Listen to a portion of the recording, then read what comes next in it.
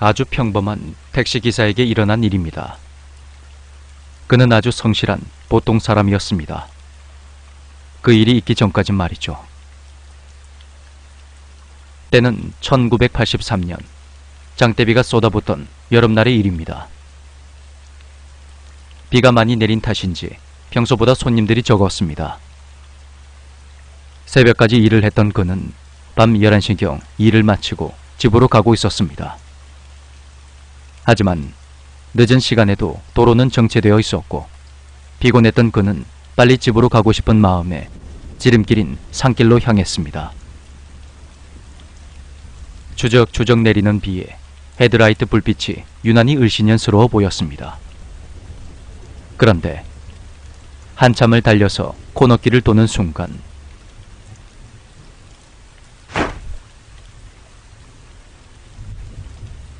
무언가 검은 물체가 차에 부딪혔습니다.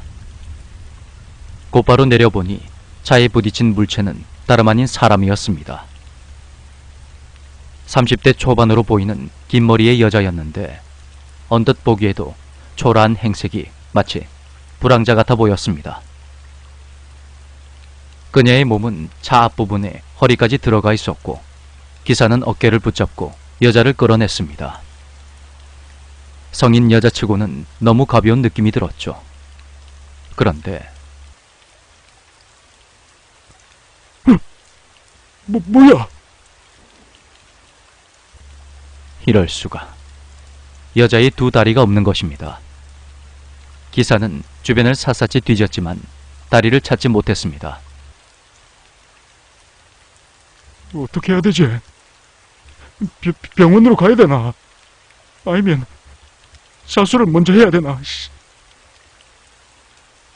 순간 철창 속에 갇힌 자신의 모습과 가족들의 얼굴이 머릿속에 겹쳐졌습니다.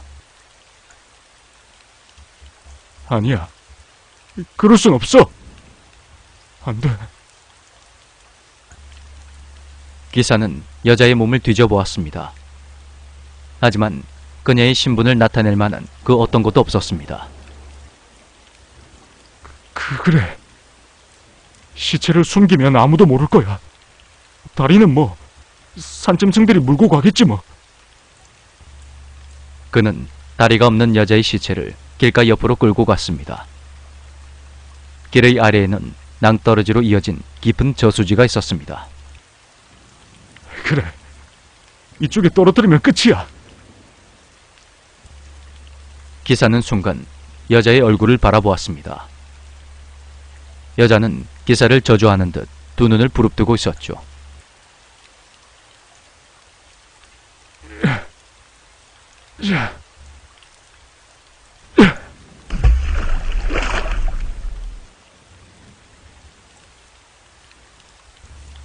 그렇게 기사는 현장을 대충 수습한 후에 차에 올라탔습니다.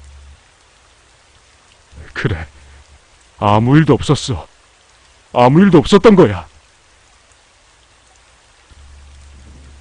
집에 도착한 그는 차에 묻은 피를 깨끗이 닦아냈고 아무 일도 없었던 것처럼 행동했습니다. 다행히도 신문과 TV에도 아무런 언급이 없었고 그는 완전 범죄를 했다고 생각했습니다. 그로부터 1년 후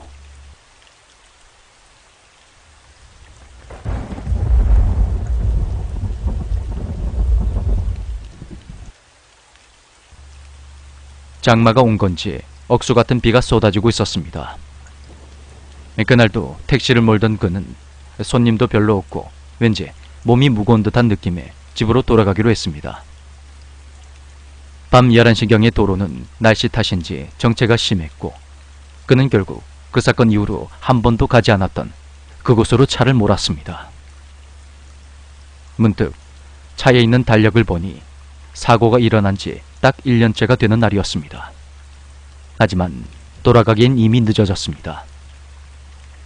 그는 사고 현장을 막 지나치고 있는 중이었죠. 음악을 틀어둔 채 앞만 보며 달리고 있던 그때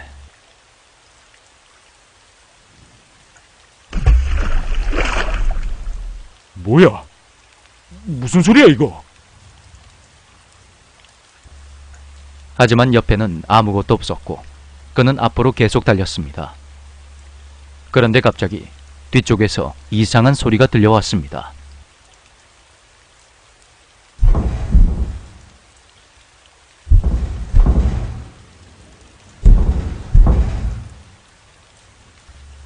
이 소리는 뭐지? 그는 악셀을 밟으며 속도를 올렸지만 소리는 끊이지 않고 계속 들려왔습니다.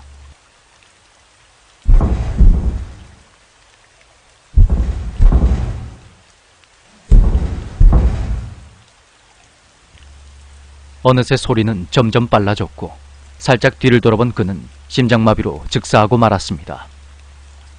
차 후면의 유리창에는 1년 전에 사고를 당했던 그 여자가 긴 머리를 흩날리며 반쯤 썩어있는 얼굴로 그를 노려보고 있었습니다. 양손으로 차의 유리창을 찍고 올라왔다가 미끄러지기를 반복하며 차에 계속 매달려 있었던 겁니다.